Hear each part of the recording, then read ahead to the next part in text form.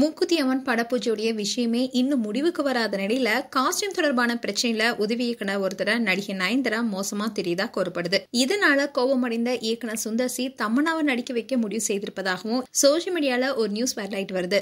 மூக்குத்தி அம்மன் படப்பூஜையில நயன்தாரா ஏற்படுத்திய சலசலப்பு இன்னும் ஓயல. இந்நிலையில பொள்ளாச்சியில முதல் படப்பிடிப்புல காஸ்டியூம் தொடர்பான விஷயத்துல நயன்தாரா டென்ஷன் ஆயிட்டாங்களாம். இதனால உதவி இயக்குனர் ஒருத்தர நடிகை நயன்தாரா மோசமா திட்டியதாகவும் கூறப்படுது. இது தெரிஞ்சு கோபமடைந்த இயக்குனர் சுந்தர் சி ஷூட்டிங்க நிறுத்த முடிவு செஞ்சுட்டாராம். அதுக்கப்புறமா நயன்தாராவை மாத்திட்டு தமன்னாவை நடிக்க வைக்கலான்னு முடிவெடுத்ததாகவும் தெரியுது. ஆனா தயாரிப்பாளர் ஐசரி கணேஷ் நயன்தாரா கிட்ட பேசி பிரச்சனையை முடித்ததா சொல்லப்படுது. அப்படி இருந்தாலும் பொள்ளாச்சி படப்பிடிப்பை ரத்து செஞ்சுட்டு சென்னை ஆலப்பாக்கம் பொன்னியம்மன் கோவில ஷூட்டிங்க ஸ்டார்ட் பண்ணிருக்காங்க. இந்நிலைதான் தயாரிப்பாளர் பாலாஜி ஒரு யூடியூப் சேனலுக்கு இன்டர்வியூ கொடுத்திருக்காரு. அதுல பல விஷயங்களை குறித்து பேசியிருக்காரு.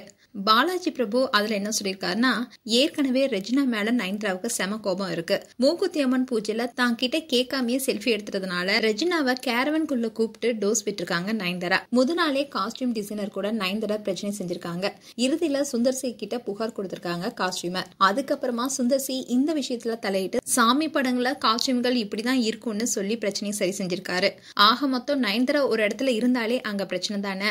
இந்த சம்பவத்துக்கு அப்புறமா நயன்தாராவுக்கு பதிலா தமன்னாவை போடலாமான்னு சுந்தர் சி யோசிச்சுட்டு வருவதாகவும் தகவல் வெளியாக இருக்கு. காவாலா பாட்டுல ஆடிய தமன்னாவை கொண்டு வந்து மூக்குத்தி அம்மன் படத்துல நடிக்க வச்சா மக்கள் ஒத்துக்கணும் இல்லையா? பேய் பிசாசுனா ஒத்துக்குவாங்க. சாமி வேடம்னா எப்படி? கேஆர் விஜய் நடிக்கக்கூடிய கேரக்டர்ல சோனாவை நடிக்க வைக்க முடியுமா? மூக்குத்தி அம்மனுடைய முதல் நாள் ஷூட்டிங்ல ஏற்பட்ட பஞ்சாயத்து இப்போ சரியாயிடுச்சு. ஆனா அடுத்த பஞ்சாயத்து வரும். தினமும் நயன்தாராவுக்கு ஏதாவது ஒரு டாபிக் இருந்துகிட்டே இருக்கணும். அவங்களே சும்மா இருந்தாலும் நயன்தாரா ஏன் அமைதியா இருக்கணும்னு பாலாஜி பிரபு இன்டர்வியூ கொடுத்திருக்காரு.